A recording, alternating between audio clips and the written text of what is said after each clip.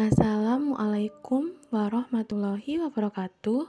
Perkenalkan, nama saya Laila Wayu Afifah, kelas 2D3, NIM 1931410009, akan menjelaskan LKM Praktikum Pengendalian Proses bab 3, yakni mengenai penentuan fungsi panas untuk pengendali aras.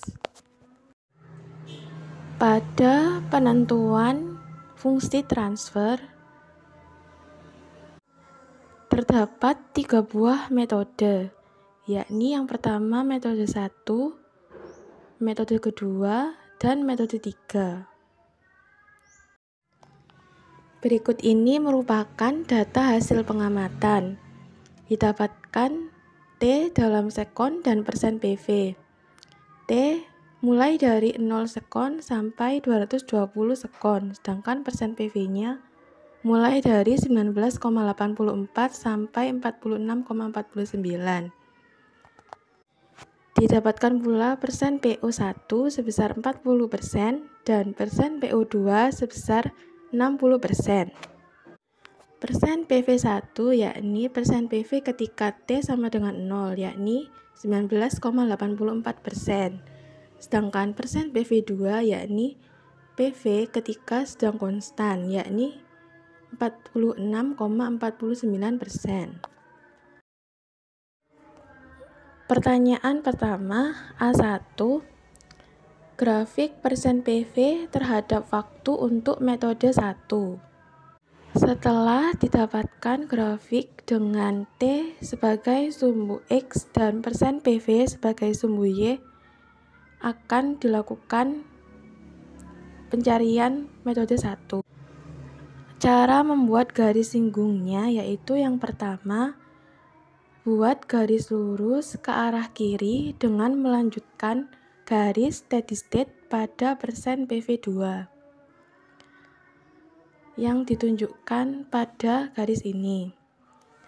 Yang kedua itu tentukan titik belok sebagai permulaan garis singgung.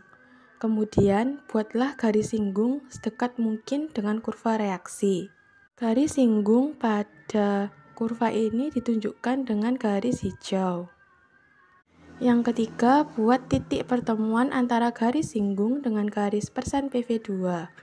Setelah itu, tarik garis vertikal menuju sumbu X bagian bawah. Seperti garis biru putus-putus ini. Nah, garis sepanjang titik belok sampai titik perpotongan sumbu X adalah tau P dan garis sebelum titik belok adalah tau D. Jadi, didapatkan nilai tau, yakni garis biru ini. A2, tentukan nilai Kp, tau, dan tau D jika ada dengan menggunakan metode 1. Berdasarkan data pengamatan, persen PO1 sama dengan 40%, persen PO2-nya 60%, sedangkan persen PV1-nya 19,84% dan PV2-nya 46,49%. Didapatkan delta persen PO sebesar 20%, yakni persen PO2 dikurangi persen PO1, dan delta CS-nya sebesar 26,65% berasal dari persen PV2 dikurangi persen PV1. Nilai Kp-nya yakni delta CS dibagi delta persen PO. Delta CS-nya yakni 26,65% dan delta persen PO-nya 20%. Didapatkan Kp-nya sebesar 1,3325. Nilai tau seperti yang didapatkan dari grafik tadi itu diukur dengan menggunakan penggaris, didapatkan sebesar 135 cm. Untuk nilai tau D itu tidak ada karena pada grafik ini tidak ditemukan adanya dead time. A3, tentukan fungsi transfer berdasarkan nilai yang diperoleh pada poin A2. Fungsi transfer atau GS sama dengan K dibagi tau S plus 1. K senilai 1,3325 dibagi 135 ditambah 1, hasilnya yakni 0,009797779.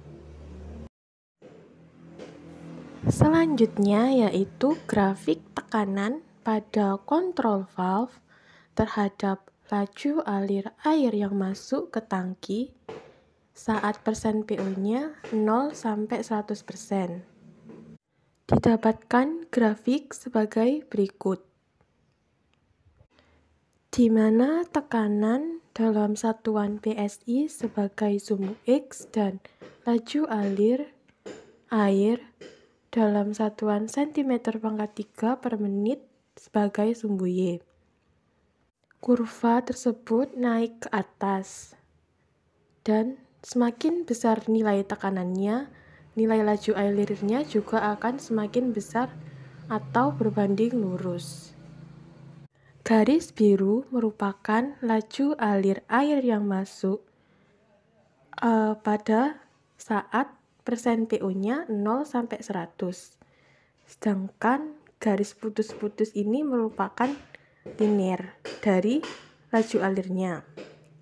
Didapatkan persamaannya Y sama dengan 324,18 X minus 1589,8 dengan R kuadratnya sama dengan 0,9499. B2, tentukan nilai Kp, tau, dan tau D jika ada dengan menggunakan metode 2. Untuk tau, dilakukan pengukuran setelah yang didapat tadi sepanjang garis yang telah ditetapkan didapatkan sebesar 135. Untuk tau D tidak ada karena pada grafik tidak terdapat dead time. Titik potong pada grafik sebesar persen PV1 ditambah 0,632 kali delta JS, yakni sama dengan persen PV-nya 19,84 ditambah 0,632 dikalikan 26,65, didapatkan sebesar 36,6828.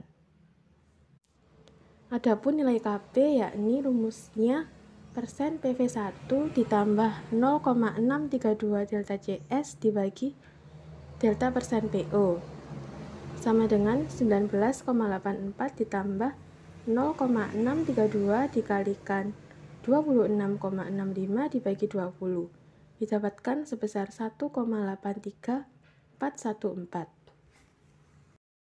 B3, tentukan fungsi transfer berdasarkan nilai yang diperoleh pada poin B2. Fungsi transfer atau GS sama dengan K dibagi tau S plus 1. Hanya sebesar 1,83414 dibagi 135 ditambah 1. Hasilnya 0,01348632. C1, grafik persen PV terhadap waktu untuk metode 3. Setelah didapatkan kurva dengan T sebagai sumbu X dan persen PV sebagai sumbu Y, maka cari titik T1 dan T2, di mana T1 sama dengan persen PV1 ditambah 0,283 kali delta JS dan T2 persen PV1 ditambah 0,632 kali delta JS. Kemudian hitung berapa waktu yang dibutuhkan untuk mencapai titik T1 dan T2. Untuk tau didapatkan dengan rumus 3/2 dikalikan T2 min T1. C2, tentukan nilai Kp, tau, dan tau D jika ada dengan menggunakan metode 3. Untuk nilai Kp, yakni rumusnya delta JS dibagi delta persen PO. delta CS-nya didapat sebesar 26,65 dan delta persen PO-nya sebesar 20. KP-nya didapat 1,3325. Kemudian untuk menghitung tau perlu dihitung T1 dan T2. T1 yakni persen PV1 ditambah 0,283 kali delta CS didapatkan sebesar 27,38195. Untuk T2 sama dengan persen PV1 ditambah 0,632 kali delta CS. Persen PV-nya sebesar 19,84 dan delta CS-nya sebesar 26,65. T2 didapat 36,6828. Setelah itu mencari nilai tau dengan rumus 3/2 T2 dikurangi T1. Kemudian didapat nilai taunya sebesar 13,951275. Untuk nilai tau D tidak ada karena pada kurva tidak terdapat dead time. C3 yakni tentukan fungsi transfer berdasarkan nilai yang diperoleh pada poin C2. Fungsi transfer atau GS sama dengan K per tau S plus 1, di mana K-nya tadi didapat 1,3325 dan tau S-nya 13,951275. Didapatkan fungsi transfernya sebesar 0,08912283. Sekian yang dapat saya sampaikan, kurang lebihnya saya mohon maaf. Terima kasih telah menyaksikan. Wassalamualaikum warahmatullahi wabarakatuh.